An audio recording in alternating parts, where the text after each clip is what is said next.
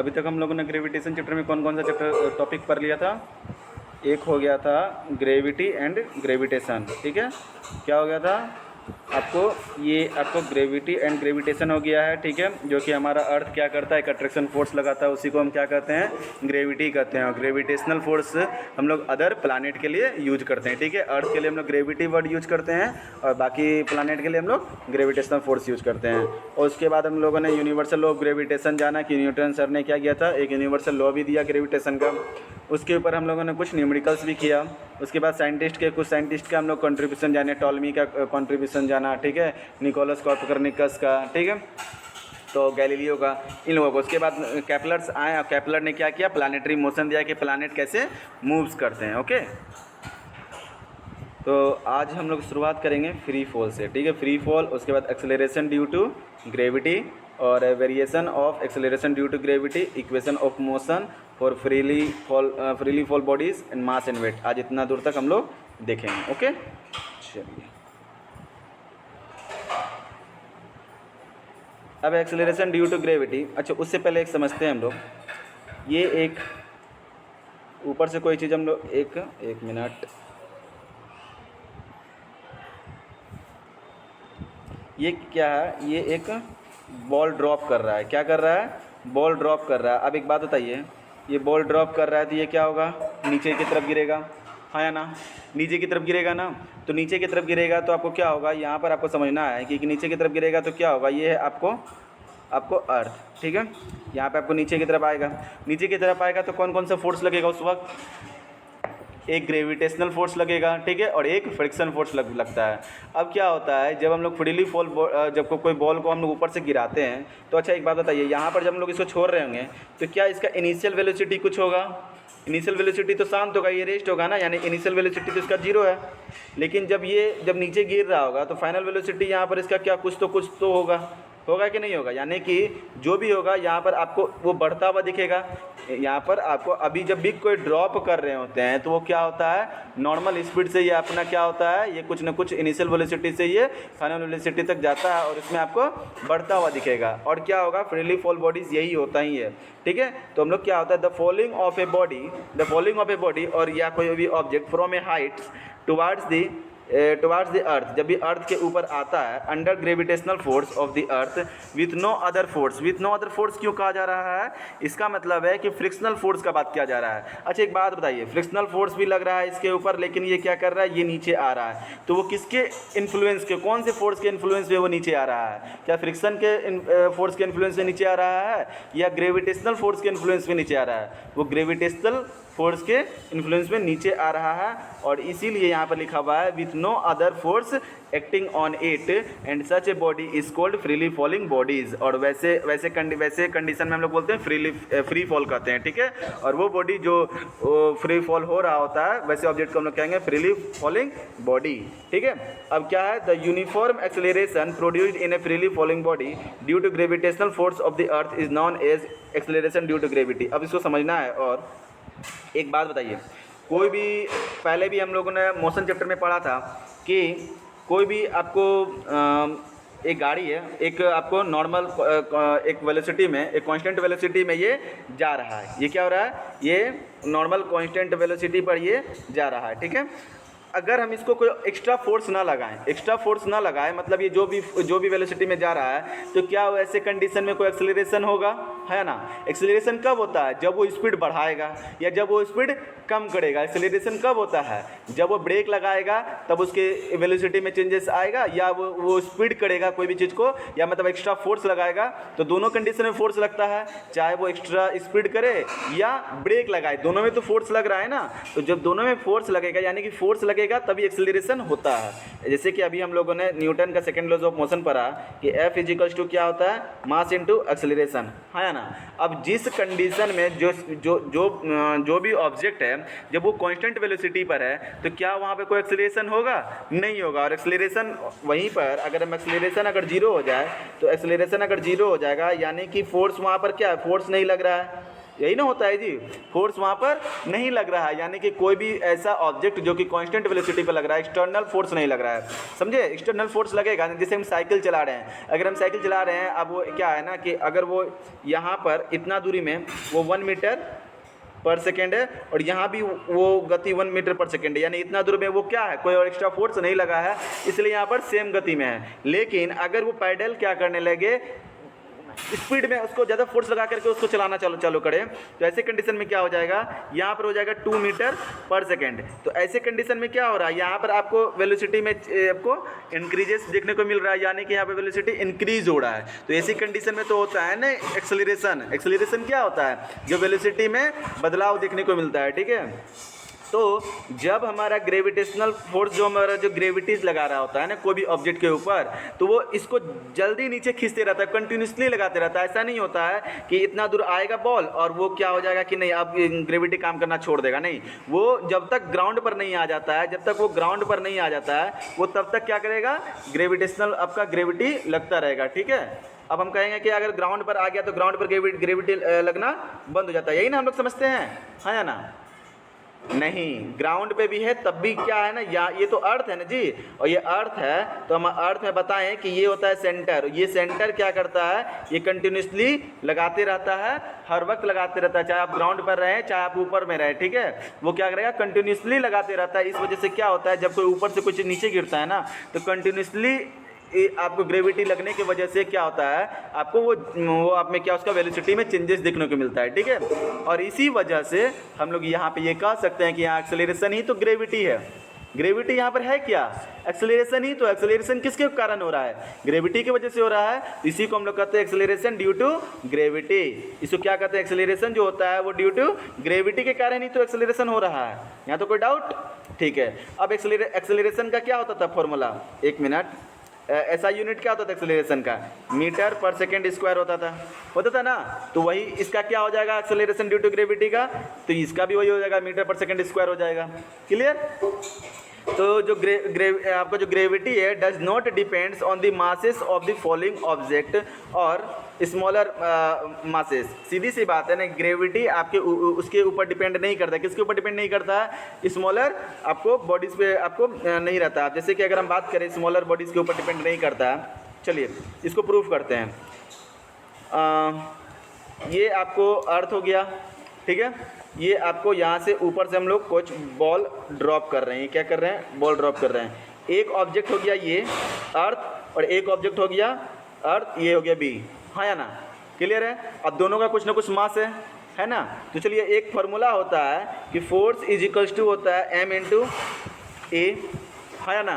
और एक होता है हम लोगों ने पीछे भी जस्ट पढ़ा है कि capital G m1 into 1 minute, ठीक है, बाय आर स्क्वायर, है ना। एक बड़ी m1 हो गया, बड़ी m1 हम लोग इसके लिए लिखे हैं अर्थ के लिए, और छोटी m किसके लिए लिखे हैं, ऑब्जेक्ट के लिए, ठीक है। तो जब इन दोनों को अगर हम बराबर करेंगे, दोनों फोर्स बराबर यही होता है, तो दोनों इक्वेशन को अगर हम बराबर करें तो m इंटू ए बराबर क्या हो जाएगा, ये हो जाएगा g m1 बाय m, ठीक है, बाय आर स्क्वायर। तो आपको यहाँ पर दिखेगा कि ये m और ये m तो कैंसिल हो जाएगा, हाँ या ना, कह सकते हैं ऐसा। और यहाँ पर क्या फॉर्मूला बनेगा कि a बराबर जी m बाय आर स्क्वायर, हाँ या ना।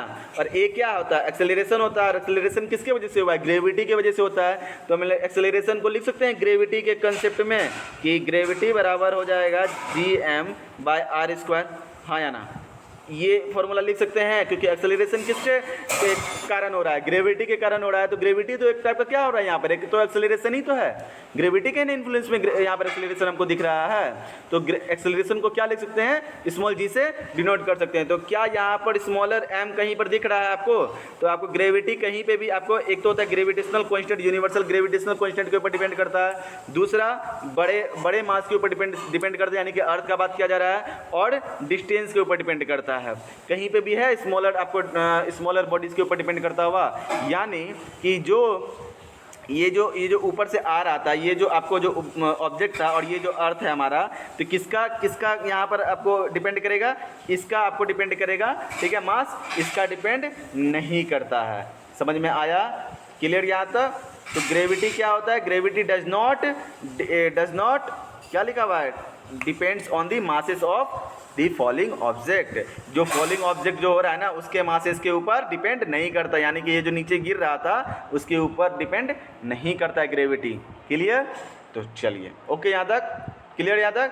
अब क्या है ना कि calculation of the acceleration due to gravity. अब कुछ है ना कि इसके लिए कैलकुलेशन भी एक मैथमेटिकल फॉर्मूला है, उसको समझते हैं। Force exerted by the earth on the body, जो कि अर्थ लगा रहा है, तो फोर्स बराबर क्या होता है, कैपिटल जी बड़ी एम और small M by R square. ठीक है, दिस फोर्स बाय अर्थ जो कि प्रोड्यूस एक्सेलरेशन करता है in the stone due to, जो भी हम बोल रहे हैं कि जो भी बॉल या स्टोन जो भी नीचे गिर रहा है, स्टोन मूव्स डाउनवर्ड्स। अभी जैसे हम बताएं ना कि फोर्स बराबर क्या होता है, एम इंटू ए भी होता है, और दोनों को जब हम लोग बराबर करेंगे तो ये एम और ये एम कैंसिल हो जाएगा, और ये एम कैंसिल हो जाएगा, तो ए बराबर क्या हो जाएगा, capital G M by R square. और ए यहाँ पर क्या है, ए ही तो आपके यहाँ पे जी के बराबर है, क्योंकि एक्सेलरेशन किसके वजह से हो रहा है, ड्यू टू ग्रेविटी, ग्रेविटी के इन्फ्लुएंस में। तो इसलिए हम लोग क्या करेंगे यहाँ पर, ग्रेविटी बराबर हम लोग लिख सकते हैं कि कैपिटल जी और मास यानी कि बड़ी मास, किसका कहने का मतलब अर्थ का मास का बात कर रहा है, बाय आर स्क्वायर।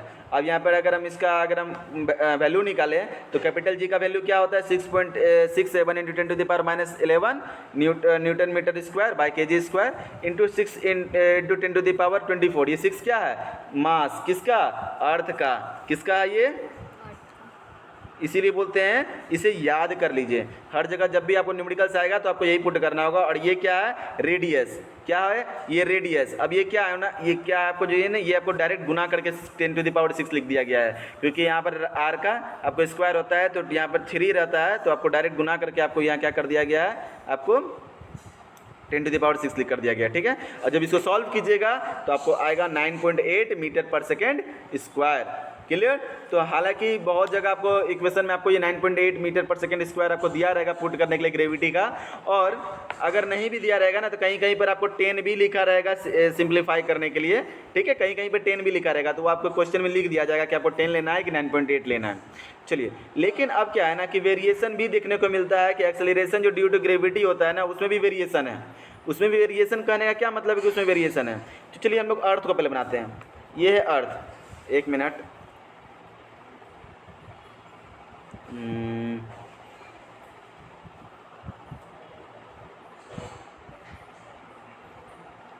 ये हो गया अर्थ, यस और नो, हो गया।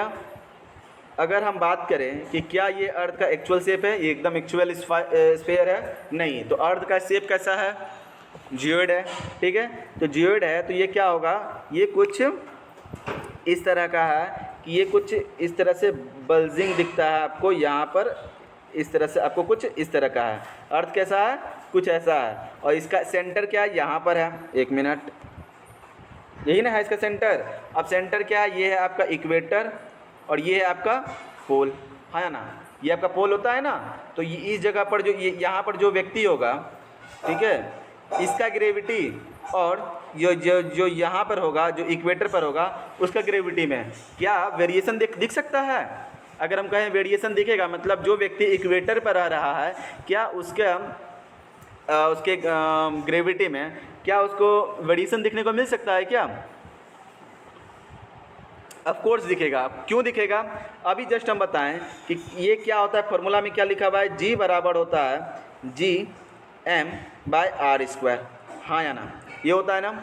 अब इसमें क्या क्या चीज़ है जो नहीं बदल सकता है, तो सुनिए, जी तो यूनिवर्सल कांस्टेंट है, ये तो नहीं बदलेगा। अब रहा मास, तो मास चेंज हो सकता है, तो अर्थ का मास तो हर जगह वही रहेगा, अर्थ का वेट हर जगह वही रहेगा, तो चलिए ये भी नहीं बदलेगा। लेकिन आर स्क्वायर, आर का मतलब क्या होता है, डिस्टेंस, आर हो या डी लिखा हुआ हो, उससे कन्फ्यूज नहीं होना है। तो डिस्टेंस क्या होता है, हम लोग को पता है कि हमारा जो फोर्स लगता है वो तो सेंटर से लगता है हमेशा। अब एक बात बताइए, जो रेडियस यहाँ पर होगा इक्वेटर पर, क्या वही रेडियस पोल पर होता है? हाँ, तो पोल का रेडियस जो होता है, यानी कि रेडियस जो है पोल का वो छोटा होता है रेडियस ऑफ इक्वेटर। क्लियर, वो छोटा होता है। तो सीधी सी बात है कि रेडियस अगर कम होगा तो ग्रेविटी ज़्यादा होगा। इन्वर्सली प्रोपोर्शनल दिख रहा है कि नहीं दिख रहा है, हाँ या ना? यहाँ तो कोई डाउट? अगर हम कहें कि यहाँ पर अगर हम दिख रहा है कि अगर वही चीज़ है कि रेडियस अगर ज़्यादा होगा तो ग्रेविटी कम होगा, हाँ या ना? यहाँ तो कोई डाउट? तो यहाँ तक डाउट क्लियर है? यहाँ पे कोई डाउट नहीं है, ठीक है। तो यहाँ पर क्या देखा जा रहा है कि यहाँ पर रेडियस क्या है, यहाँ पर देखिए रेडियस ज़्यादा है, यहाँ पर आपको क्या दिख रहा है, रेडियस ज़्यादा दिख रहा है, यानी कि यहाँ पर क्या होगा, ग्रेविटी ज़्यादा होगा कि कम होगा, ग्रेविटी यहाँ पर कम होगा, रेडियस ज़्यादा होगा तो ग्रेविटी कम होगा। अभी जस्ट देखें कि यहाँ पे देखिए इन्वर्सली प्रोपोर्शनल है ना, कि ग्रेविटी ज़्यादा सॉरी रेडियस ज़्यादा तो ग्रेविटी हमको यहाँ पर कम दिखेगा, ठीक है। अगर हमको रेडियस अगर हमको कम होगा तो ग्रेविटी ज़्यादा होगा। अब एक बात बताइए, यहाँ का रेडियस और एक यहाँ का रेडियस, दोनों के रेडियस में किस में ज़्यादा अंतर आपको दिख रहा है? ऑफ कोर्स दिख रहा है कि ये वाला ज़्यादा है, ये ज़्यादा हमको दिख रहा है ना, और ये वाला कम दिख रहा है, ये कम है। तो इसलिए हमको यहाँ पर क्या होता है, यहाँ पर हम लोगों को ग्रेविटी ज़्यादा, यहाँ पर हमको ग्रेविटी कम दिखेगा, पोल पर हमको ज़्यादा, हमको जो ग्रेविटी है ना, एक सेकेंड, ठीक है। तो ग्रेविटी क्या है ना कि अगर हम बात करें पोलर का, ठीक है, पोलर का जो ग्रेविटी होगा वो ज़्यादा होगा, ठीक है, कंपेरिजन टू दी आपको इक्वेटर का, ठीक है। क्यों होगा?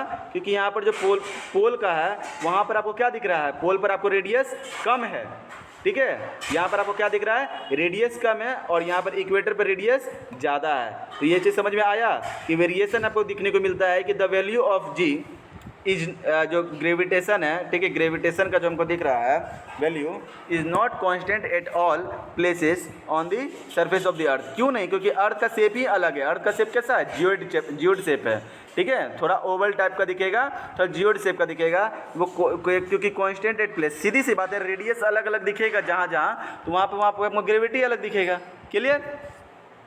As earth is not perfect sphere so the values of radius R भी हमारा क्या होता है, not the same all the places on the surface. और ये अगर रेडियस ही तो मेन डिपेंड करता है ना, कि रेडियस के स्क्वायर का इन्वर्सली प्रोपोर्शनल होता है ग्रेविटी, होता है कि नहीं होता है? अभी जस्ट समझाए ना कि वो क्या होता है, radius of the earth at the poles in minimum, radius वहाँ पर पोल पर कम है, यहाँ पर पोल पे कम है, लेकिन यहाँ पर आपको इक्वेटर पर ज़्यादा है। And the values of gravitation is the maximum, कहाँ पर?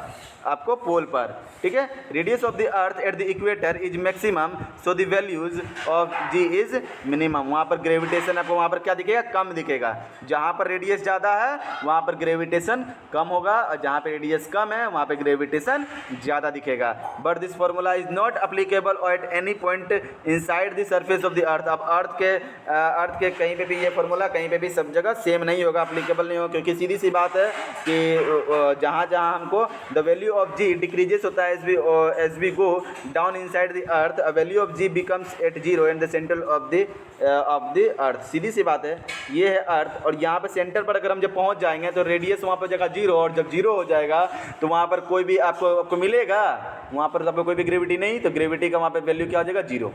Doubt clear?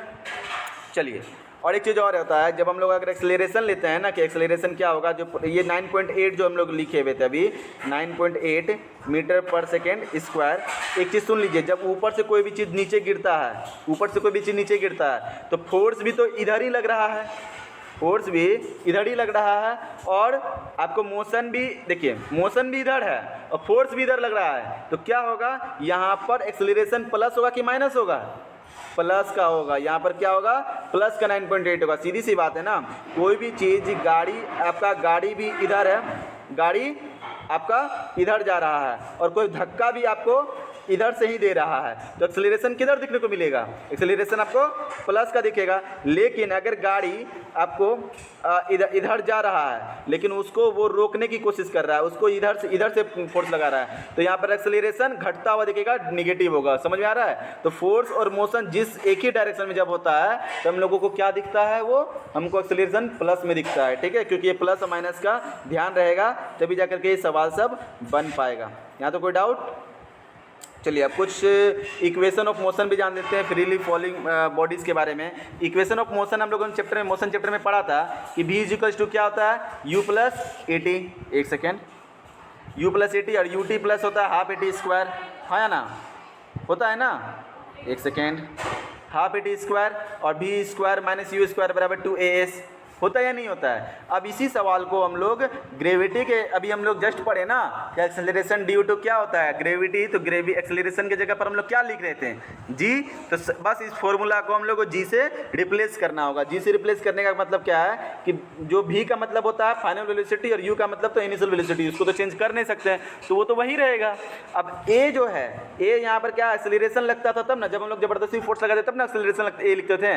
लेकिन यहाँ पर जो फोर्स लगा रहा है वो सिर्फ एक ही व्यक्ति लगा रहा है, एक ही चीज़ लगा रहा है, वो लगा रहा है अर्थ। तो अर्थ जो लगा रहा है, तो अर्थ का द्वारा जो फोर्स लग रहा है उसी को तो हम लोग कहते हैं ग्रेविटी।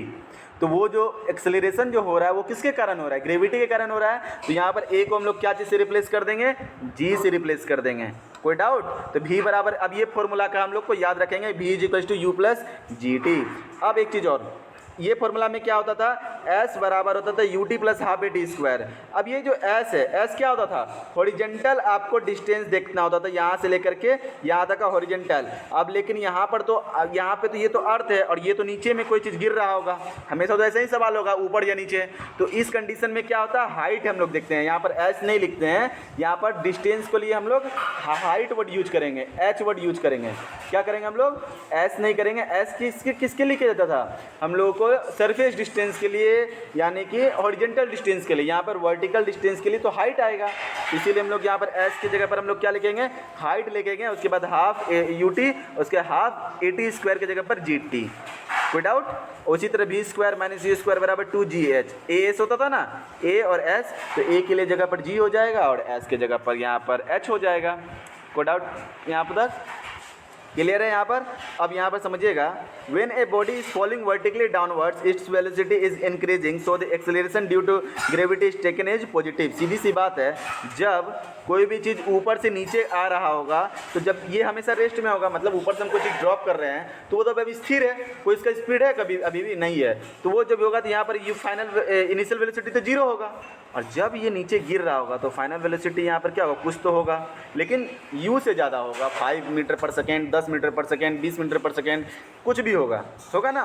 तो यहाँ पर अच्छा, कल चंद्रयान वाला देखे थे आप, उसमें आपको दिखाया जा रहा था वेलोसिटी के बारे में, हॉरिजेंटल वेलोसिटी और वर्टिकल वेलोसिटी एक बोर्ड में दिखाया जा रहा था। अगर ध्यान से देखते तो आपको उसमें भी लिखा हुआ था। ये सब चीज़ देखिएगा तब ना समझिएगा, तो थोड़ा सा न्यूज़ सब पे भी ध्यान रखा कीजिए। ओके, तो यहाँ पर आपको क्या होगा, ये वर्टिकल, यहाँ पर आपको फाइनल वेलोसिटी कुछ तो होगा, ठीक है। ये होता है अर्थ, ये क्या हो गया आपका, यहाँ पर हो गया अर्थ। क्लियर यहाँ तक? चलिए, यहाँ पर क्या हो जाएगा, प्लस करंट। लेकिन हम क्या कर रहे हैं, कुछ अर्थ से जब उछालेंगे ऊपर, क्या करेंगे, इसको फेंकेंगे। तो जब फेंकेंगे इसको हम ऊपर में, तो दिमाग लगाइए, जब हम इसको कुछ फेंकेंगे तो कुछ स्पीड में ऊपर जाएगा, यानी कि इनिशियल वेलोसिटी यहाँ पर तो कुछ तो होगा, जैसे कि 5 मीटर पर सेकेंड होगा, ठीक है, होगा। और फाइनल वेलोसिटी एक वक्त में आकर के ये नीचे आने के लिए आएगा, तो यहाँ पर आने के बाद ये जो है ये फाइनल वेलोसिटी जीरो हो जाएगा। होगा कि नहीं होगा? तभी ना नीचे गिरेगा। फाइनल वेलोसिटी तो यहाँ पे जीरो होगा, ऊपर में जाकर के कहीं ना कहीं पे जाकर के ऊपर जाएगा, फिर नीचे गिरेगा, तो ये जो फाइनल वेलोसिटी होगा यहाँ पे जीरो हो जाएगा। और ऐसे कंडीशन में क्या होता है, नेगेटिव आता है एक्सेलरेशन। अभी हम आपको करके दिखाते हैं। क्या समझाए थे कि इनिशियल वेलोसिटी, आपको देखिए, आपको होता था क्या कि हम लोगों को बताएं कि final velocity minus initial velocity bye होता था टाइम, होता था ना। एक्सेलरेशन बराबर क्या होता था, यही होता था ना। तो हम बोले कि यहाँ पर आपको कोई चीज़ है, कोई गाड़ी है, ठीक है, इसका यहाँ पर है 5 मीटर पर सेकेंड।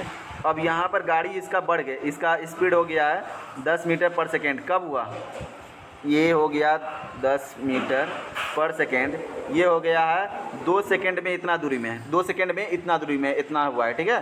तो हम इसको जब निकालेंगे तो क्या हो जाएगा, फाइनल वेलोसिटी 10 है, इनिशियल वेलोसिटी 5 है, बाय हो जाएगा 2, तो आंसर आएगा 5/2, और ये क्या आ जाएगा 2.5 मीटर पर सेकेंड स्क्वायर, है ना। ये आएगा, प्लस का आया। वही चीज़ अगर हम गाड़ी को यहाँ पर 10 मीटर पर सेकेंड है, लेकिन वो चल करके रुक रहा है, यानी कि उसका स्पीड ट्रैफिक है, कुछ है आगे में, जिस वजह से वो रुक रहा है और इसका स्पीड हो रहा है 5 मीटर पर सेकेंड, ठीक है, यानी कि उसका कम हुआ वही 2 सेकेंड में, ठीक है।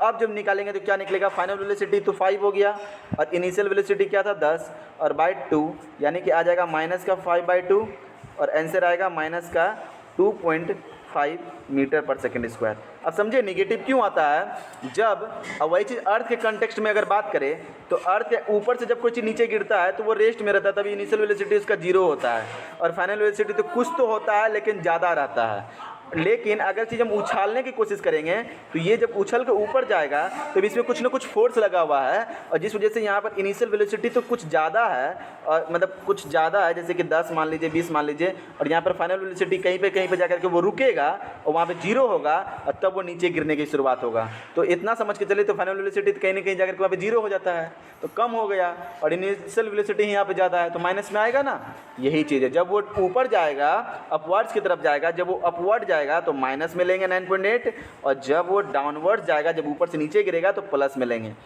डाउट क्लियर यहाँ तक? अब कुछ सवाल है, अब कुछ सवाल सॉल्व करते हैं, ध्यान से समझिएगा। ये कुछ सवाल एनसीईआरटी से रिलेटेड है और कुछ एक्स्ट्रा भी लिया गया है, ठीक है।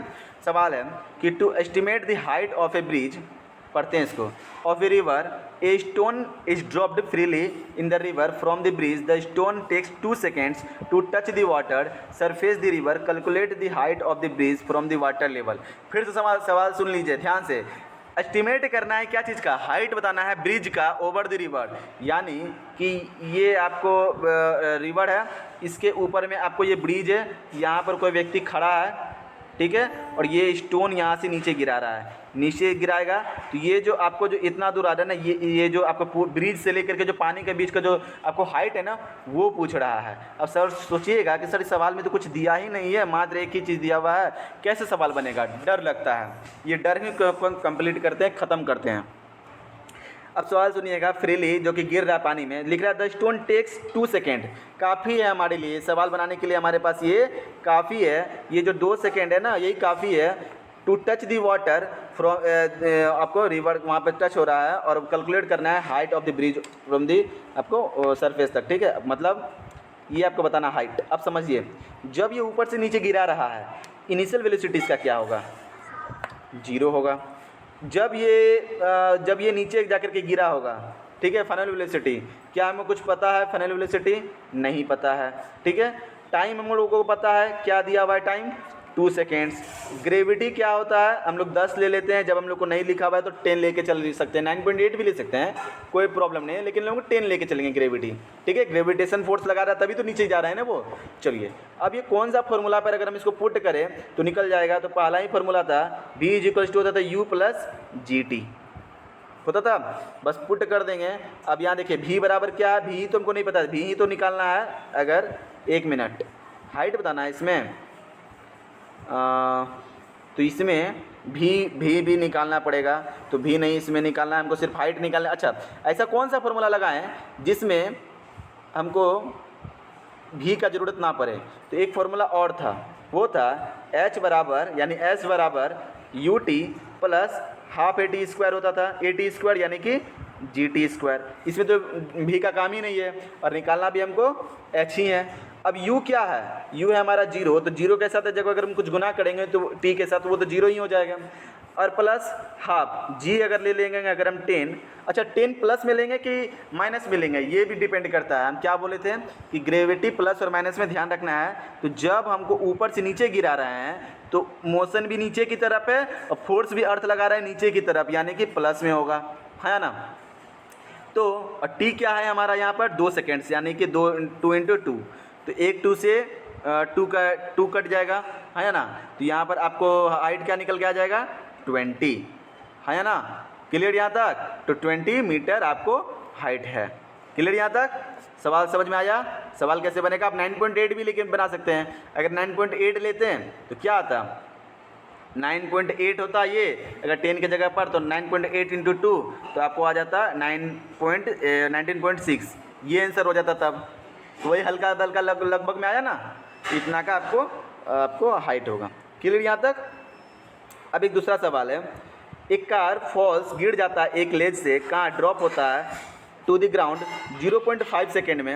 अब दे दिया है आपको g बराबर इतना लेना है, यानी आपको g दे दिया है। कभी कभी सवाल में आपको g का ग्रेविटी 10 दे दिया रहेगा तो 10 ही लेंगे, 9.8 लेकर के सवाल को पेचीदा नहीं करेंगे, ठीक है। अब सवाल पेचीदा नहीं होने वाला, बट अगर 10 दे दिया रहेगा तो 10 का ही यूज करेंगे तो ज़्यादा सिंप्लीफाई होगा अच्छा से। यहाँ पर आपको लिख भी दिया गया फॉर सिंप्लीफाई द कैलकुलेशन। अब सवाल पूछा है, पहला सवाल कि what is its speed on striking the ground, मतलब वो जो ग्राउंड पर गिर रहा है ना, यानी कि यहाँ पर गाड़ी है, यहाँ पर गाड़ी है, जब वो नीचे गिरा तो जब ये गिरा तो ध्यान से सुनिएगा, जब वो गिरा तो यहाँ पर इनिशियल वेलोसिटी यहाँ पर इसका क्या हो जाएगा, 0।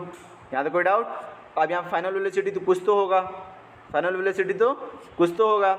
अब सवाल में क्या क्या दिया हुआ है हमको कि टाइम दे दिया हुआ है, टाइम है 0.5, टाइम क्या दे दिया है 0.5, और क्या पूछ रहा है हमको, ये भी ही पूछ रहा है, हमको क्या पूछ रहा है, भी ही पूछ रहा है कि कब वो ग्राउंड पर जो गिरा था तभी उसका स्पीड क्या था, वही फाइनल वेलोसिटी को ही तो हम लोग इस कहते हैं ना स्पीड, ठीक है। उस स्पीड को बताइए जो वो ग्राउंड पर जिस वक्त गिरा, ये है सवाल, पहला सवाल striking on the ground, clear. तो ये अच्छा जी के बराबर हम लोग ले लेंगे, जी ऊपर से नीचे गिर रहा है तो प्लस का 10 लेना के लिए कहा गया था, 10 लेंगे। अब सवाल तो पहला वाला ही फॉर्मूला था, v बराबर u प्लस जी टी, लिख सकते हैं ना। तो u बराबर क्या है यहाँ पर 0, g क्या है हमारा 10, t क्या है हमारा 0.5, तो हमारे पास क्या आ जाएगा 5 मीटर पर सेकेंड। क्या आ गया, अगर गुना करेंगे तो ये ना आएगा, तो यानी कि भी हमारा क्या, जब वो गिर रहा था, ज़मीन को छू रहा था, तभी इसका फाइनल वेलोसिटी क्या था 5 मीटर पर सेकेंड था। कोई डाउट, तो यानी कि इसका आंसर निकल गया 5 मीटर पर सेकेंड, क्लियर। चलिए अब दूसरा सवाल क्या है, what is the average speed during the 0.5 second, ठीक है, जब उस वक्त इसका एवरेज स्पीड। अच्छा, मोशन चैप्टर में आपको एवरेज स्पीड का फॉर्मूला समझाया था, याद है। एवरेज स्पीड बराबर क्या होता था, एवरेज स्पीड बराबर क्या होता था, दो फॉर्मूला समझाते हैं। एक होता था total displacement by total time, यही मैं समझाते हैं, total displacement by total time. लेकिन यहाँ पर आपको दिख रहा है कि यहाँ पर अर्थ क्या कर रहा है ना, यहाँ पर आपको एवरेज वेलोसिटी जो आपको बताए थे, यानी एवरेज स्पीड बोलिए, एवरेज वेलोसिटी बोलिए, ठीक है। यहाँ पर आपको दिख रहा है कि ये ऊपर से नीचे गिर रहा है, कोई चीज़ ऊपर से नीचे गिर रहा है तो अर्थ क्या करता है, कंटिन्यूसली आपको फोर्स लगा रहा होता है, तो वहाँ पर एक्सेलरेशन होता है या ना, एक्सेलरेशन होता है। और जब एक्सेलरेशन होगा तो total displacement by total time लेंगे, नहीं लेंगे। उस कंडीशन में आपको एक फॉर्मूला समझाए थे कि इनिशियल वेलोसिटी, यहाँ पर बोले थे इनिशियल वेलोसिटी बराबर आपको फाइनल वेलोसिटी, ठीक है। इन दोनों को जोड़ करके 2 से डिवाइड देने के लिए बोले थे, ठीक है। अब 2 से डिवाइड क्या मतलब, एवरेज का मतलब ही होता है दो, जितना नंबर ऑफ, इसमें इसका फॉर्मूला होता है कि sum of all the velocities by होता है टोटल नंबर ऑफ वेलोसिटीज़। जितना आपको वेलोसिटी उसको जोड़ दीजिए और जितना वेलोसिटी उसका नंबर लिखिए।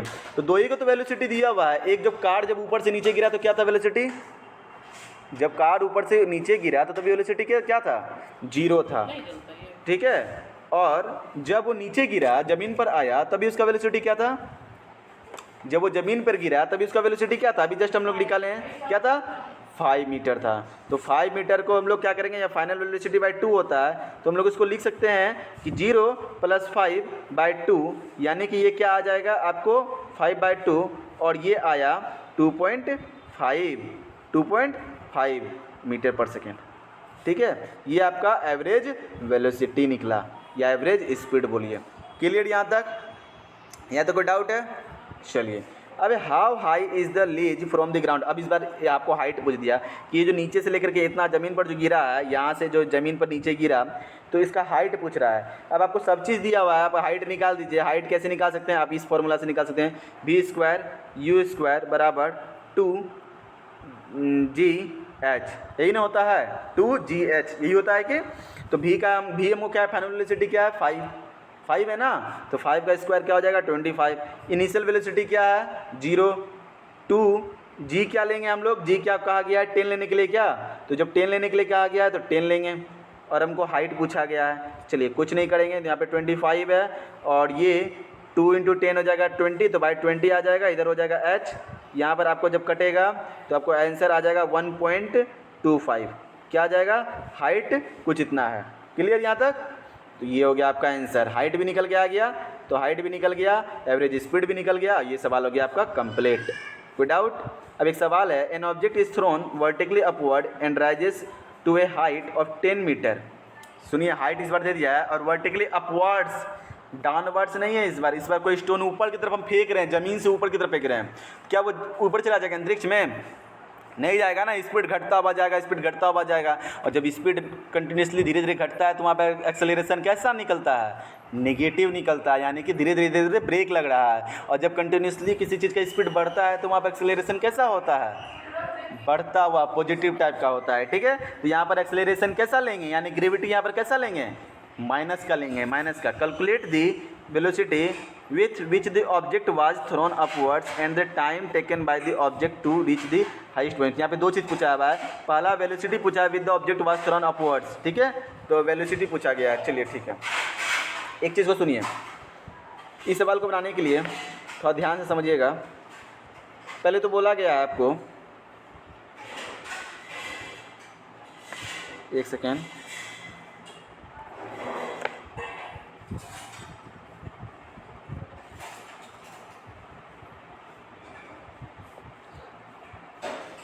ये है आपका अर्थ। यहाँ से ऊपर के हम तरफ फेंके हैं, यहाँ पर अगर हम कुछ फेंके हैं तो यहाँ से इसका तो इनिशियल वेलोसिटी कुछ तो होगा, है ना? होगा, इनिशियल वेलोसिटी कुछ होगा, यानी कि u यहाँ पर पता नहीं है, लेकिन जीरो तो नहीं है। जब हम इसको कोई चीज़ ऊपर की तरफ फेंक रहे हैं, लेकिन फाइनल वेलोसिटी यहाँ पर जब आया होगा तो ये फाइनल वेलोसिटी तो यहाँ पे जीरो हो जाएगा, है ना? जब ये यहाँ पे पहुँचा होगा तो फाइनल वेलोसिटी क्या होगा? जीरो हो गया होगा, तभी तो नीचे गिरेगा ना, एक वक्त आकर के तो स्थिर हो गया होगा। यहाँ तो कोई डाउट? अब हमको हाइट दे दिया है कि हाइट दिया हुआ है 10 मीटर का। क्या दिया हुआ है? यहाँ से लेकर यहाँ तक हाइट क्या दिया हुआ है? 10 मीटर का। अब हम लोगों को पूछ रहा है, सवाल पहला पूछा है कि calculate the velocity with object was throne upward. जब वो फेंका गया था ना ऊपर की तरफ, उस वक्त का वेलोसिटी बताइए, यानी कि इनिशियल वेलोसिटी पूछा है। सवाल में जो वर्ड दिया हुआ रहता है उसको बड़ा ध्यान से पढ़िएगा। फिर से सवाल को पढ़ के सुना देते हैं क्या लिखा हुआ है। क्या लिखा हुआ है? The velocity which with which the object was thrown upwards. वो वेलोसिटी बताइए जब ऑब्जेक्ट को कब भेजा गया? ऊपर फेंका गया था, यानी कि इनिशियल वेलोसिटी, यानी कि u पूछ रहा है। फाइनल वेलोसिटी पता है 0, हाइट पता है और g भी पता है। g क्या करेंगे हम लोग ऐसा करेंगे, g को हम लोग 9.8 भी ले सकते हैं, ठीक है। तो हम लोग ये फार्मूला पर निकाल सकते हैं, v square minus u square बराबर 2gh, है ना। तो चलिए निकालते हैं। v स्क्वायर बराबर v हमको पता है, जीरो हो जाएगा। जीरो का स्क्वायर क्या हो जाएगा? जीरो ही हो जाएगा, ठीक है, क्योंकि v हमारे पास जीरो है। और u का स्क्वायर, यानी कि u का स्क्वायर तो हमको नहीं पता है। और 2 बराबर g हम लोग क्या कर लेते हैं? 9.8 ले लेते हैं। क्या कर लेते हैं? 9.8 ले लेते हैं, ठीक है। और 9.8 ले लेते हैं तो क्या हो जाएगा? यहाँ पे 10 आ जाएगा और g का यहाँ पे 10 है, 10 से 10 कट जाएगा। 98 इंटू 2 क्या हो जाएगा? 6, 9 2 जा हो जाएगा 18, 18 1 9, ये हो जाएगा 196 हो जाएगा। अब यहाँ पर आपको u स्क्वायर, आपको क्या था यहाँ पर आपको u स्क्वायर था। और u स्क्वायर से जब हम इसको निकालेंगे, ठीक है, एक मिनट, एक मिस्टेक हो गया। 9.8 जो ले रहे हैं हम, प्लस का लेंगे कि माइनस का लेंगे? ऊपर फेंका गया था ना, ऊपर फेंकेंगे तो क्या लेंगे हम लोग? ध्यान रखना है, जब ऊपर फेंकेंगे तो माइनस का 9.8 क्या लेंगे, और जब उड़ेगा तो ये आ जाएगा 10, और हाइट था 10 से 10 कट जाएगा, आंसर आ जाएगा माइनस का 196, इतना होगा। और इधर माइनस का u स्क्वायर, माइनस से माइनस कैंसिल हो जाएगा, u बराबर आ जाएगा √196, और ये क्या होता है? 14 का आपको निकलता है। u क्या निकल गया आपको? 14, यानी 14 मीटर पर सेकेंड। समझ में आया? u आपको निकल के आ गया। अब सवाल में आपको क्या पूछा है? The time taken by the object to reach the highest point. अब टाइम पूछ रहा है, टाइम किसी से भी निकाल सकते हैं, पहला ही सवाल से निकाल देते हैं। पहला फार्मूला क्या होता था? v = u + gt, यही होता है। तो हमको v बराबर क्या है? टाइम निकालना है ना, तो v बराबर ले लेते हैं। अभी जस्ट हम लोगों को ने क्या पता, v बराबर 0 था, v बराबर 0 बराबर v हमारा u क्या है हमारे पास? 14, g हमारा माइनस का है ना, माइनस का 9.8, और इंटू टी, यही ना होता है ना। चलिए, तो प्लस का 14 उधर जाकर क्या हो जाएगा, माइनस का 14 और इधर हो जाएगा माइनस का 9.8, ठीक है। टी माइनस से माइनस कैंसिल हो जाएगा, ठीक है।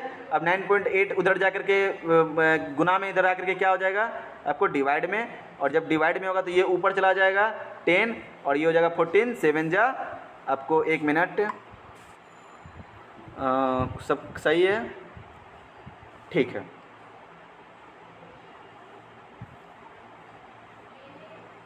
ठीक है, ठीक है, तो आ जाएगा यहाँ पर 10/7, ठीक है। इतना आपको आ जाएगा टाइम इस तरह के। क्लियर यहाँ तक?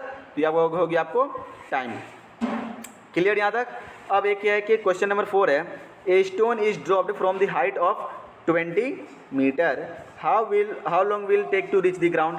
वही वाला सवाल है कि ड्रॉप्ड करा जा रहा है फ्रॉम ए हाइट ऑफ, ऊपर से हम लोग छोड़ रहे हैं 20 मीटर, क्या बोला जा रहा है 20 मीटर से हम लोग कोई स्टोन को छोड़ रहे हैं, यानी हाइट पता है। हाइट पता है तो अब क्या क्या लेना है आपको, यहाँ पे सवाल में दे दिया ग्रेविटी लेना है 10, ठीक है। तो सवाल में how long will take to reach the ground, how long will take यानी कितना समय, यानी टी आपको टी पूछ रहा है। हाइट पता है। एक बात बताइए, जब यहाँ से नीचे गिरेगा बॉल तो इनिशियल वेलोसिटी क्या होगा 0, फाइनल वेलोसिटी तो कुछ होगा। h बराबर आपको 20, पूछा क्या है t, यही ना पूछा है। ऐसा क्या करें जिसमें भी नहीं आता है, तो हमको दो चीज़ तो नहीं ना निकाल सकते एक सवाल में से, तो हम लोगों को भी का भी काम नहीं है, अभी हमको टी निकालना है। तो u और h और g भी पता है हमको, g बराबर क्या लेना है 10 और प्लस का लेना है क्योंकि ऊपर से नीचे गिरा रहे हैं। तो क्या करेंगे, दूसरा नंबर वाला जो सवाल था h बराबर ut प्लस हाफ GT², ये नहीं होता है सवाल। तो u क्या है यहाँ पर 0, तो ये पूरा का पूरा तो 0 ही हो जाएगा। अब हाफ इंटू 10 हो जाएगा, और t क्या था यहाँ पर 1 मिनट, टाइम ही पूछा था ना। तो हाइट हमको पता है, हाइट हमको कितना दिया हुआ है, हाइट दिया हुआ है 20 है, ठीक है। तो यहाँ पर T², ठीक है। 1 मिनट, ये सवाल में कुछ मिस्टेक लग रहा है। अच्छा ठीक है, देख लेते हैं। चलिए, इसमें से हमको कैंसिल किए तो क्या आ गया हमको 5, ठीक है। और जब ये 5 उधर जाएगा तो ये गुना में है, तो उधर जाकर के क्या आ जाएगा डिवाइड में, तो 20 बाय आपको हो जाएगा 5, और यहाँ पर आ जाएगा T², और ये 5 से कटेगा तो आ जाएगा 4, और 4 बराबर हो जाएगा T², तो T बराबर क्या आ जाएगा यहाँ पर 2 सेकेंड, क्या हो जाएगा 2 सेकेंड्स, ओके। तो यहाँ तक कोई डाउट? चलिए, तो ये वाला सवाल का तो ये वाला सवाल बन गया कि कितना समय लगेगा, 2 सेकेंड लगेगा। अब सवाल है कि how will be its speed when it ground to ground, मतलब जब ग्राउंड पर जब हिट किया तब उस वक्त इसका स्पीड क्या था, यानी कि फाइनल वेलोसिटी पूछ रहा है, यानी v पूछ रहा है। यानी कि पहला वाला सवाल है कि v बराबर u प्लस GT से लगा देंगे, तो v बराबर u क्या है हमारा 0, g क्या है हमारे पास 10 और t क्या है हमारे पास 2, तो हो गया आंसर 20 मीटर पर सेकेंड। क्लियर, ये भी निकल गया। उसके बाद क्या है सवाल, चलिए लास्ट सवाल है इस जो variation of acceleration due to gravity है उसके ऊपर है। ए स्टोन है तो सारा उसी के ऊपर, ये लास्ट सवाल है। A stone is throw vertically upwards, उल्टा फेंक रहा है अपवर्ड, जब भी अपवर्ड आएगा तो क्या करेंगे माइनस में लेंगे, विथ स्पीड ऑफ 20 मीटर पर सेकेंड, यानी कि जब फेंक रहा है तभी का ये स्पीड है, विथ स्पीड जब फेंक रहा है, यानी कि यू क्या है यहाँ पर 20 मीटर पर सेकेंड है। और हाउ हाई इट गो, यानी कि हाइट पूछ रहा है, वो बताओ वो हाइट जहाँ से वो स्टार्ट होगा गिरने के लिए, वो हाइट, यानी कि ये अर्थ यहाँ से फेंका है तो ये है यहाँ पर, ये ऊपर जहाँ के यहाँ पर जाएगा, तो इसका इस वक्त क्या है 20 मीटर पर सेकेंड। अभी इसका इनिशियल वेलोसिटी है, फाइनल वेलोसिटी जाकर के यहाँ पर क्या होगा 0 होगा। यहाँ तो कोई डाउट? अब हाइट पूछ रहा है, कोई क्या क्या दिया हुआ है आपको, यहाँ पर आपको ऐसा कर सकते हैं हम लोग इसमें कि हाइट पूछ रहा है ना, तो हम लोग v² वाला फॉर्मूला लगाएंगे, v² माइनस u² बराबर 2gh।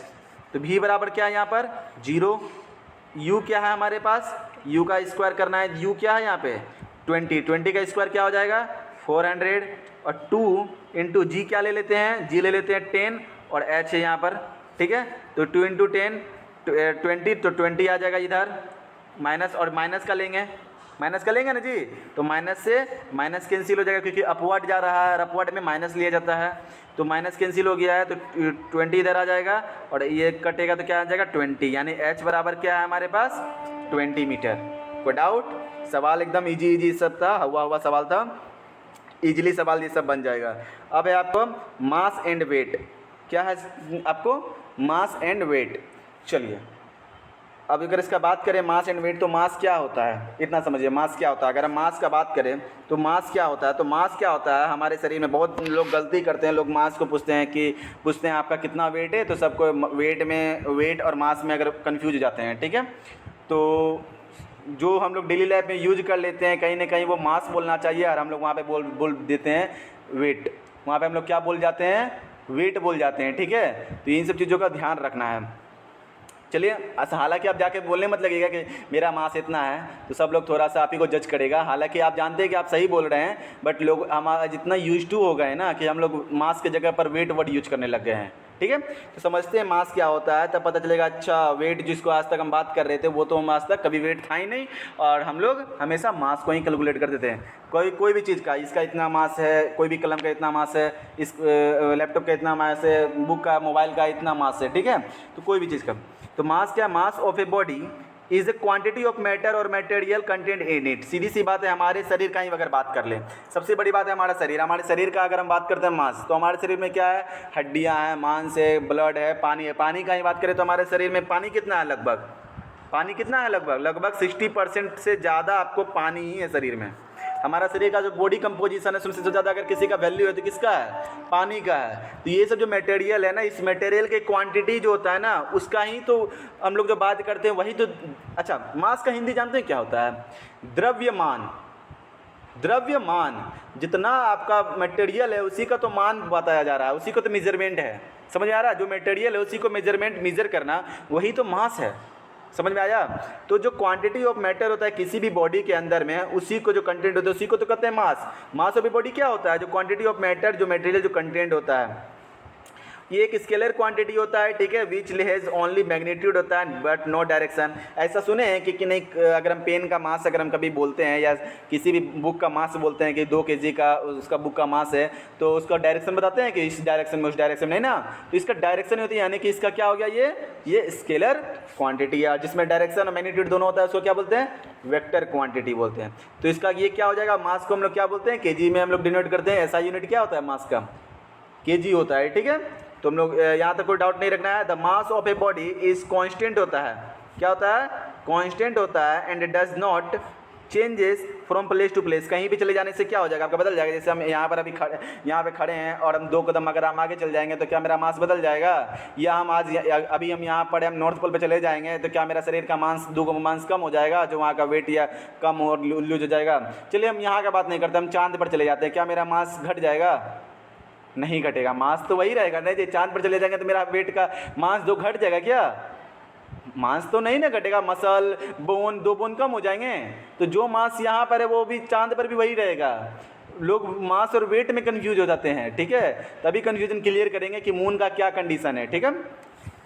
तो समझिए, मास कभी भी चेंज नहीं होगा, कोई भी हाल में नहीं होगा। बॉडी का बोन्स कहीं निकल के गायब हो जाता है क्या, कि यहाँ 2 कदम चलेंगे या 200 किलोमीटर दूर चले जाएंगे या 2000 किलोमीटर दूर चले जाएंगे तो क्या मेरा बोन कम हो जाएगा, या 2 लाख किलोमीटर चले जाएं दूर, चांद बड़ी चले जाएं तो क्या हो जाएगा, मेरा शरीर का बोन कम हो जाएगा। जो बोन अभी भी है वही बोन वहाँ भी रहेगा, तो मेरा मास कैसे कम हो गया, नहीं ना होगा। तो मास कभी भी कम नहीं होता है, चाहे वो कहीं भी चले जाए। मास कभी भी बॉडी का कांट भी जीरो, सीधी सी बात है ना। अगर हम ये आपको समझाएं कि फोर्स बराबर क्या होता है, मास इनटू एक्सेलरेशन। और जिसका अगर मास का अगर जीरो हो जाए तो वो क्या कह देते हैं हम आपको, कि वो बॉडी ही एग्जिस्ट नहीं करता है। कोई बॉडी अगर क्या, चाहे वो एटम तक का ही क्यों ना हो जाए, चाहे वो आपको एटम तक क्यों ना चले जाए, उसका भी एक मास है, क्या, उसका भी एक मास है। एकदम आपको माइक्रोस्कोपिक अगर कोई भी चीज़ क्यों ना देख ले, कोई भी ऑब्जेक्ट, उसका भी एक क्या होगा, मास होगा। मास किसी भी चीज़ का जीरो नहीं हो सकता। क्लियर है यहाँ तक। चलिए, तो मास में और वेट में कन्फ्यूजन नहीं होना। वेट समझ लीजिए, वेट क्या होता है। वेट होता है the weight of a body is the force. Weight क्या होता है, फोर्स होता है with which it is attracted towards the centre of the earth. अब समझिए, वेट जिसको हम लोग हमेशा वेट बोलते रहते हैं, एक्चुअली में वो वेट है ही नहीं। हम लोग जो बोलते हैं कोई भी चीज़ के इतना मेरा इतना वेट है, मेरा इतना वेट है, वो लोग जैसे बोलते हैं, ठीक है, या बुक का इतना वेट है, ये बुक का 2 केजी का है, या जो भी हम बोल रहे हैं, एक्चुअली में मास है वो, ठीक है। तो वेट क्या होता है? वेट वो होता है, वेट एक टाइप का फोर्स होता है जो अर्थ के द्वारा लगाया हुआ एक फोर्स होता है, जो कि सेंटर के द्वारा, अर्थ का सेंटर के द्वारा जो लगाया गया फोर्स होता है, यानी कि एक तरह का ग्रेविटेशनल फोर्स ही तो है। समझ में आया? जो ग्रेविटेशनल फोर्स होता है वही है। वो फोर्स क्या होता है? कैपिटल जी एम और एम बाय आर, 2r का स्क्वायर, यही तो फोर्स होता है, यही एक्चुअली में वेट है। अब आपको जान के आश्चर्य हो जाएगा, वेट क्या होता है? वेट एक टाइप का फोर्स होता है जो हम लोगों को अर्थ अपने और अट्रैक्ट करता है, खींचता है। समझ में आया? उसको कहते हैं वेट। मास में क्या होता है? जो हमारे शरीर के अंदर का जो क्वांटिटी भरा हुआ है उसको कहते हैं मास। तो मास और वेट को कंफ्यूज नहीं करना है, ठीक है। इसके ऊपर डिफ्रेंसिएशन हम आपको करवा देंगे। तो by the Newton seconds law of motion, और एक बार हम एक ये भी समझाएं कि फोर्स बराबर क्या होता है? मास इंटू एक्सेलरेशन होता है, हाँ या ना? होता है ना। और एक्सेलरेशन को हम लोग क्या बोले थे? एक्सेलरेशन ड्यू टू ग्रेविटी होगा। तो अब फोर्स बराबर क्या बोले थे कि ए बराबर हम जी लिख सकते हैं, हाँ ना। अगर एक्सेलरेशन ड्यू टू ग्रेविटी है ना, क्योंकि अर्थ ही तो अपने तरफ अट्रैक्ट करके हम लोग को खींच रहा है, और ये अट्रैक्शन क्या है? एक तरह का ग्रेविटी है, ग्रेविटेशनल फोर्स है। तो इसको हम लोग जी लिख सकते हैं। और फोर्स क्या है? फोर्स ही तो हमारा वेट है। यानी वेट बराबर क्या फॉर्मूला निकला कि वेट बराबर क्या आया? एम इंटू जी। समझ में आया? कोई डाउट? तो यहाँ देखिए फोर्स बराबर क्या है? Mass into acceleration. तो एम इंटू जी लिखे फोर्स को, और फोर्स बराबर क्या है? फोर्स ही तो होता है वेट इज इक्वल टू, यहाँ पर फोर्स क्या हो जाएगा? वेट हो जाएगा। कि फोर्स क्या है? जो अर्थ के द्वारा लगाया हुआ, अर्थ के सेंटर के द्वारा लगाया हुआ जो अट्रैक्शन फोर्स होता है, उसी को हम लोग कहते हैं वेट। किसी भी बॉडी का क्या कहते हैं? वेट कहते हैं, ठीक है। और एसआई यूनिट क्या होगा? वेट का एसआई यूनिट केजी मत करके आ जाइएगा। वेट का एसआई यूनिट होता है न्यूटन। वेट का ऐसा यूनिट क्या होता है? न्यूटन। क्यों होता है न्यूटन? फोर्स का क्या होता था? फोर्स का क्या होता था? न्यूटन। तो ये भी तो फोर्स ही है। अब फोर्स का जब न्यूटन है तो ये भी तो एक तरह का फोर्स है, वेट। तो क्या होगा इसका भी? तो कभी कंफ्यूज होना है नहीं ना। मास का होता है केजी, वेट का नहीं होता है। क्लियर? चलिए, weight is a vector quantity. अब बोलेंगे सर वेक्टर क्वांटिटी कहाँ से हो गया? वेक्टर वेट हो गया। ऑफ कोर्स है, क्योंकि अर्थ जो हमेशा लगाता है, हमेशा डाउनवर्ड, वर्टिकली डाउनवर्ड लगाता है। अच्छा, वर्टिकली सिर्फ नहीं बोलेंगे, वर्टिकली में ऊपर भी जाता है ना। तो वर्टिकली ऐसा नहीं लगता है फोर्स, हमेशा downward, vertically downward word use करेंगे। तो अर्थ में हमेशा वर्टिकली डाउनवर्ड डायरेक्शन में हमेशा फोर्स लगता है। तो डायरेक्शन बोला ना, डायरेक्शन आया ना। और जब डायरेक्शन आएगा तो क्या कहेंगे हम लोग कहेंगे कि वो वेक्टर क्वांटिटी है, क्योंकि एक मैग्नीट्यूड भी होगा। The weight of a body acts in a vertically downward direction. अभी क्या बोले?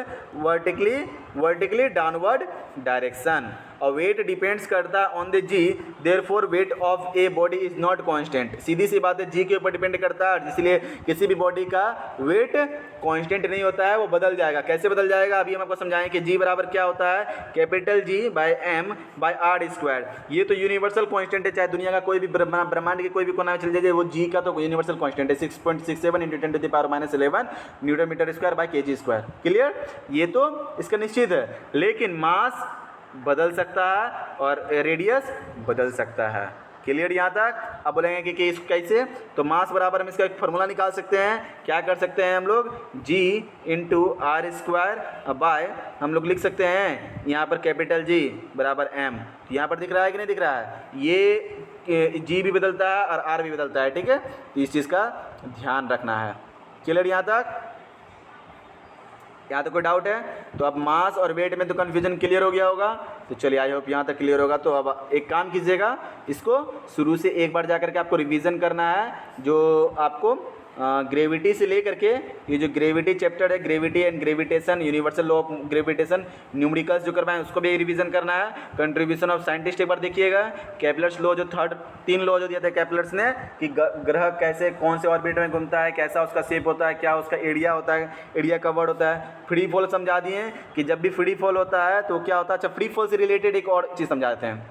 फ्री फॉल से रिलेटेड मान के चलिए, एक हम फ्री फॉल का एक एग्जांपल समझाते हैं आपको। ये है एक बॉल, ठीक है, और ये है आपको एक फीदर, मतलब एक पंख है। क्या है? पंख है। और इसको हम नीचे, ये दोनों कहीं पर आपको चिपका हुआ है, ठीक है, और इसको हम एक साथ हम छोड़ रहे हैं। क्या कर रहे हैं? ये हम एक छोड़ रहे हैं, और ये है ग्राउंड, ठीक है। अब एक बात बताइए, दोनों में से कौन पहले आएगा? दोनों में से कौन पहले आएगा? बॉल आएगा, ये आएगा नीचे, ठीक है। हम ऐसा करते हैं कि एक सेकेंड, हम ऐसा करें, एक सेकेंड,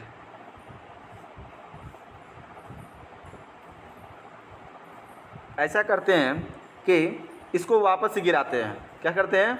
इसको वापस से गिराते हैं, लेकिन इस बार जो गिरेगा बॉल भी साथ में गिर रहा है और फेदर भी गिर रहा है। अब एक बात बताइए, दोनों कैसे पॉसिबल है? एक कंडीशन है कि एक में बॉल गिर रहा है सिर्फ और फेदर लेट से गिर रहा है, और एक कंडीशन है दोनों साथ में गिर रहा है। क्या ये कंडीशन पॉसिबल है? ऑफ कोर्स पॉसिबल है। समझिए, अभी हम फ्री फॉल में आपको चैप्टर में समझाए थे, फ्री फॉल वाला चैप्टर में समझाए थे कि जो भी एक्सेलरेशन जो होता है वो किसके इन्फ्लुएंस में होता है? ग्रेविटी के इन्फ्लुएंस में होता है। तो ग्रेविटी किसके ऊपर डिपेंड करता है? ग्रेविटी तो इसके ऊपर डिपेंड करता है, जितना मास होगा वो उसके ऊपर, यानी कि स्मॉल m, यानी कि स्मॉलर बॉडीज़ के ऊपर भी डिपेंड नहीं करता है, फॉलिंग ऑब्जेक्ट के मासेस के ऊपर डिपेंड नहीं करता है। फ्री फॉल वाला में समझाए हैं। तो यानी कि बड़ी m यानी कि अर्थ के ऊपर डिपेंड करता है ना। तो फिर इन दोनों के तो मास के ऊपर डिपेंड नहीं करना चाहिए। सिर्फ बड़ी बॉडी का क्या मतलब है? बड़ी बॉडी मतलब अर्थ का, ठीक है, अर्थ के मास इसके ऊपर डिपेंड करता है। तो ये दोनों तो साथ में गिरना चाहिए, लेकिन यहाँ पर ये गिर रहा है। ऐसा इसलिए होता है ना कि फेदर का जो सरफेस एरिया है थोड़ा बड़ा है। सरफेस एरिया बड़ा होने की वजह से क्या होता है कि फ्रिक्शन फोर्स इसको रोकता है, फ्रिक्शन इसको रोकता है। क्या होता है कि फ्रिक्शन जो फोर्स होता है ना, इसको आने में परेशानी करता है उसको, ठीक है, लेकिन एक तरह का रेजिस्टेंस पैदा करता है, प्रतिरोध करता है। रेजिस्टेंस मतलब क्या होता है? रेजिस्टेंस, ठीक है, क्या होता है? Resistance, clear? रेजिस्टेंस क्या होता है? एक तरह का प्रतिरोध, किसी को रोकना, ठीक है, तो उसको रोकने की कोशिश करता है। लेकिन एक ऐसा कंडीशन है जहाँ से, अच्छा एक बात बताइए, हम ऐसा करें कि अच्छा ये जो एयर जो फ्रिक्शन लगाता है, अगर हम एयर को गायब कर दो तो क्या फ्रिक्शन कोई लगेगा? देन ना एयर होगा तो कोई फ्रिक्शन लगेगा? हम ये पूछ रहे हैं। फ्रिक्शन कब लगता है? एयर ही ना फ्रिक्शन लगाता है। और जब एयर ही नहीं होगा तो क्या कोई फ्रिक्शन लगेगा? नहीं ना लगेगा। हम लोग जब कोई भी मोटरसाइकिल पर, बाइक पर चलते हैं तो हम लोगों को जो बुझाता है कि हम लोगों को कोई आगे जब जाते हैं, कोई बाइक पर बैठे रहते हैं तो लगता है कि कोई चीज़ हमको रोक रहा होता है। वो क्या होता है? एयर ही होता है ना, वो फ्रिक्शन हो रहा होता है। जब हम लोग गाड़ी पर चल रहे होते हैं, गाड़ी का अगर हम कोई साइकिल चला रहे हो, अगर नहीं भी कुछ करते हैं तो फ्रिक्शन की वजह से हमारा साइकिल धीरे धीरे जाकर रुक जाता है। वो क्यों रुकता है? फ्रिक्शन की वजह से नहीं होता है। लेकिन फ्रिक्शन अगर ना हो तो क्या कोई चीज़ रुकेगा? कंटिन्यूसली चलते रहेगा ना। तो ऐसा करते हैं, एक रूम में से हम लोग को एयर गायब करते हैं, इसको बोलते हैं ये है वैक्यूम। ये क्या है? वैक्यूम। और वैक्यूम में से अगर एयर अगर चला जाएगा तो क्या होगा? दोनों के दोनों एक साथ स्पीड में गिरेगा और एक ही टाइम पर गिरेगा। समझ में आया? तो ये भी एक फ्री फॉल का एक एप्लीकेशन है जो कि एग्जाम्पल में दिया रहता है, एनसीईआरटी में भी दिया होगा, तो देख लेना है। ठीक है, क्लियर यहाँ तक? चलिए, आई होप यहाँ तक क्लियर होगा। आगे का जो कुछ टॉपिक है उसको आगे देख लिया जाएगा। क्लियर।